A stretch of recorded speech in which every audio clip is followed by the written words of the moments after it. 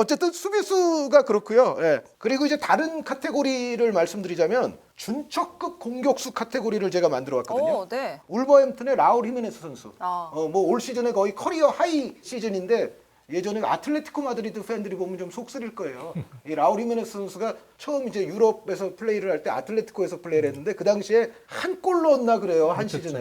예. 그런데 지금 20골이 넘어갔거든요. 있는 거죠. 네, 20골이 넘어가. 이제는 91년생이니까 이제는 완성된 공격수가 됐는데 어쨌든 라울 히메네스 선수를 지금 리버풀, 토트넘, 맨유, 레알, 유벤투스, 바르셀로나까지도 언급은 됐어요. 그래서 어쨌든 많은 빅클럽들이 지금 히메네스 선수를 주목을 한다는 거. 그리고 예전에도 한번 얘기가 나온 선수들이긴 한데 셀틱의 오드손 에두아르 선수. 네. 그리고 릴의 빅터 오시멘 선수. 제가 예전에 또 주목할 유망주 중에 한 명으로 소개했던 선수인데 이 에두아르 선수와 오시멘 선수는 제가 같이 얘기하는 이유가 플레이 유형이나 체격 조건이나 이런 게 매우 유사해요. 맞아요. 그래서 어떤 거냐면 예를 들어 지금 A라는 클럽이 에두아르를 데려오려고 그랬어요. 실패. 그러면 오시멘을 데려가려고 할 거예요. 그 정도로 약간 좀 겹치는 면이 있는데 아스날도 에두아르 둘 다 연결돼 있죠.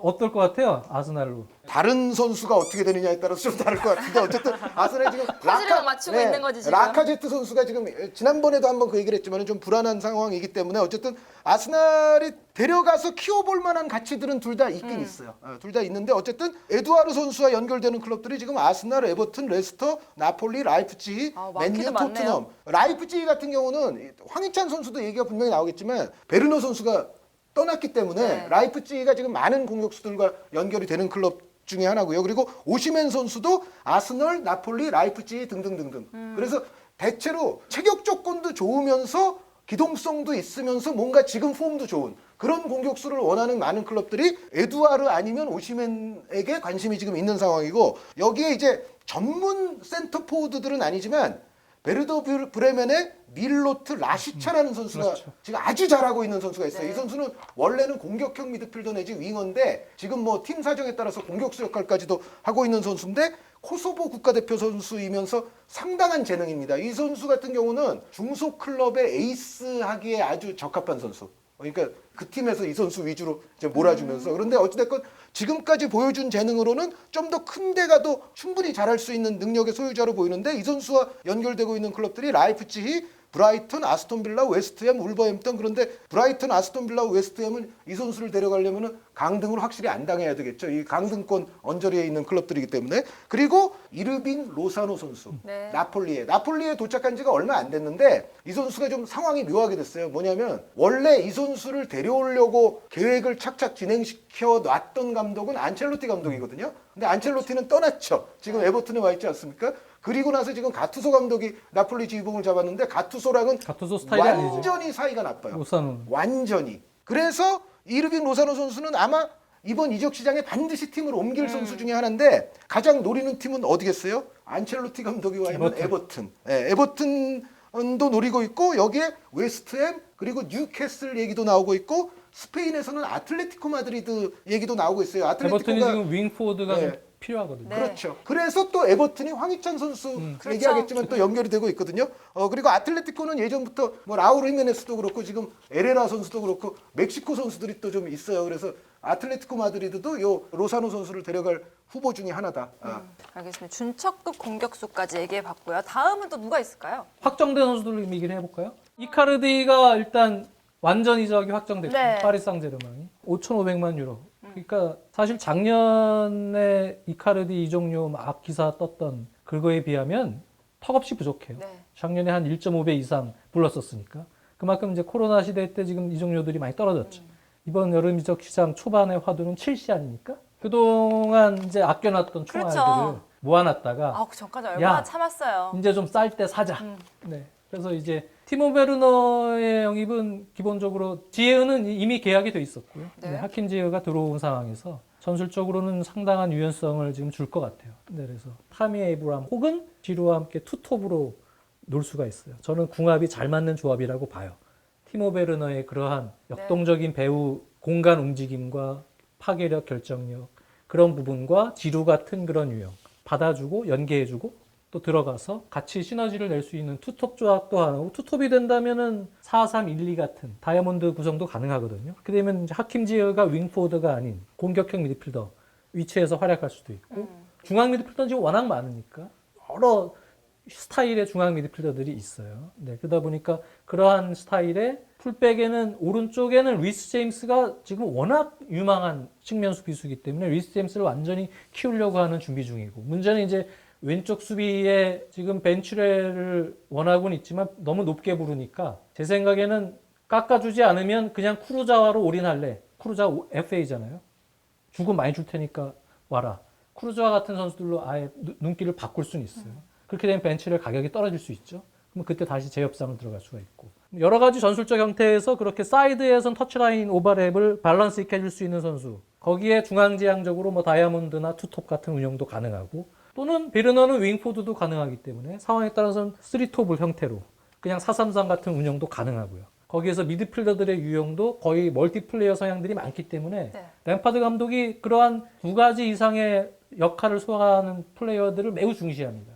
그런 선수들 원하고 그래서 그런 부분에서 전술적 유용성을 가져갈 수 있고 최근에 화두가 되고 있는 카이 하베르츠 이 선수는 세컨 스트라이커나 공격형 미드필더나 심지어는 뭐 올 시즌 보여줬던 것처럼 공격수 역할도 가짜 9번처럼 수행할 수 있는데 미드필더 쪽에서의 득점 지원력이 본인 램파드가 뛸 때보다는 첼시가 많이 저하돼 있거든요. 네. 네, 그래서 이 카이 하베르츠처럼 키도 크지만 스피드도 있고 아주 기술적으로도 매우 유연하고 센스도 있고 이런 스타일의 선수가 한 명 들어가면 그 선수를 공미로 쓰던 여러 가지 멀티적으로 활용을 하면서 득점력도 올려줄 수 있고 또 지금 미드필더들이 꼬꼬마들이 좀 많아요. 그런 선수들이 한꺼번에 들어가면 길모어, 캉테, 코바치치 뭐 다 꼬맹이들이기 때문에 셋피스나 이런 상황에서도 수비할 때 좀 도와줄 수 있는 좀 키 큰 미드필더도 필요하거든요. 물론 로프터치크가 있지만 로프터치크가 고정적으로 선발로 들어갈 수 있는 보장이 안 돼 있기 때문에 지금 그리고 다른 빅클럽들이 다 노리고 있는데 어쨌든 카이 하베르츠 같은 선수는 램파드 감독이 지금 상당히 원하고 있는 선수인 것만 분명한데 네.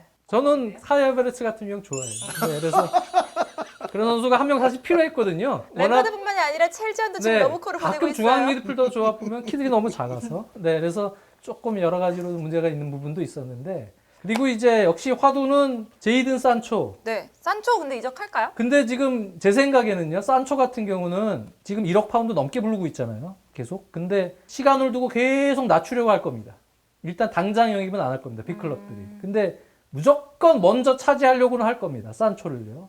그러다 보니까 한의원님이 지금 이적 시장 길어져서 말씀도 하셨지만 9월 뭐 중순이 됐던 9월 초중순이 됐던 거의 이적 시장 마지막 조율 때 가격이 어느 정도 떨어질지 모르겠습니다. 네. 그때 이렇게 막 이루어질 가능성도 존재는 한다. 지금 완전히 확정된 건 아니지만 뭐 사우디 자본이 뉴캐슬에 뭐 인수를 하려고 그러는데 그게 이제 인수권이 완전 확정된 건 아니에요. 근데 그런 데서 미친 척하고 확 질러서 가져올 가능성도 있긴 있는데 근데 산초 같은 경우는 일단 잉글랜드를 오고 싶어 하고 있는 건 맞아요. 그 상황에서 이 홈그라운의 장점을 가지고 있는 대단한 능력자 산초를 어떻게 할지는 조금 장기전으로 들어가야 될 것 같다. 쿠티뉴도 사실은 지금 관심거리긴 한데 지금 바이른 뮌헨으로 지금 임대 간 상황에서 복귀를 할 것 같진 않고 리버풀로 또 복귀하고 싶다 뭐 이런 의사도 뭐 피력했다는 기사도 물론 있긴 있는데 뭐 어느 정도 신뢰성 있는지 모르겠습니다만 쿠티뉴를 은근히 노리고 있는 클럽들도 있을 거예요. 근데 제가 볼 때는 지금 당장의 1순위는 아닐 가능성이 높고요. 금액도 금액이지만 빅네임들의 여러 상황들이 FA부터 시작이 돼서 잘 안 됐을 경우에 쿠티뉴를 놓고 어느 정도의 어떤 저울질을 할 가능성은 분명히 있다. 그 정도로 보고 있습니다.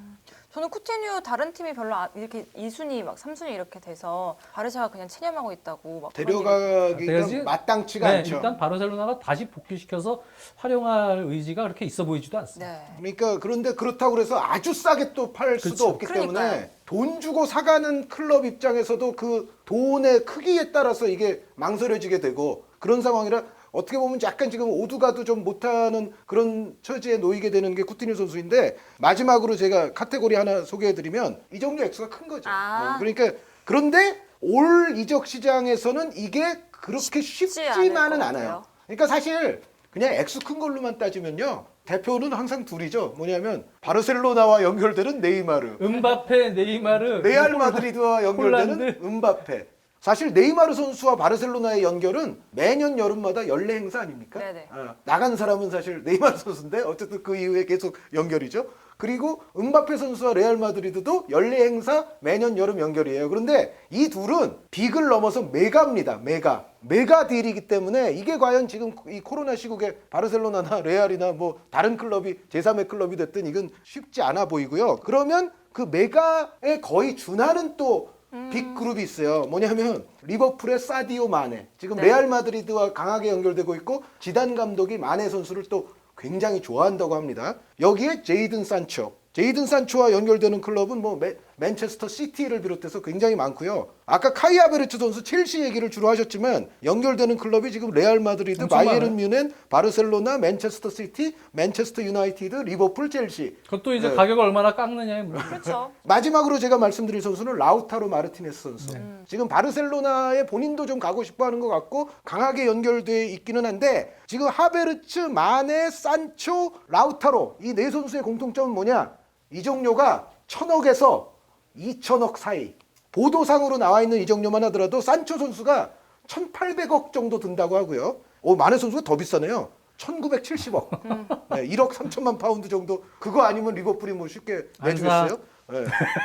그리고 라우타로 어떤 분이에요, 마르티네스 도대체 그건? 같은 경우는 이 선수는 바이아웃이 있어서 1억 1,100만 유로인데 이게 1,500억 정도 돼요. 그런데 인터밀란과 바르셀로나 간의 대화가 이제 어떤 거냐면 요거보다는 조금 깎아줄게. 그 대신 우리가 원하는 선수 내놔. 한 1,155억 원을 내놓고 플러스 선수 하나까지. 아, 그게 이제 인터밀란이 얘기하는 건데 과연 또 이걸 될까요? 바르셀로나가 받을 수가 있는 건지 그것도 의심스럽고 하베르츠 선수는 아까 말씀드렸던 대로 유럽의 뭐 빅클럽이란 빅클럽은 또 다 노리고 있고 이 선수도 분명히 이적하게 되면 1,000억 원 이상이 넘어갈 선수고요. 레버쿠젠이 절대 간단히 줄 선수가 아닙니다. 그래서 음바페, 네이마르보다 약간 싸지만 정말 이것도 메가 수준에 달하는 그룹이 이 빅그룹이죠. 네. 과연 이게 이번 이적 시장에서 될 수가 있는 건지 그게 의심스럽고 어쨌든 그리고 계약 기간이 얼마 안 남아서 이 선수들만큼은 아니고 이 선수들보다 이제 나이도 많기는 한데 아스날의 대장 피에르 에메릭 오바메이양 선수가 아스날 입장에서 보면 위태위태해요. 지금 나갈 수도 있을 것 같아요. 제 생각에는.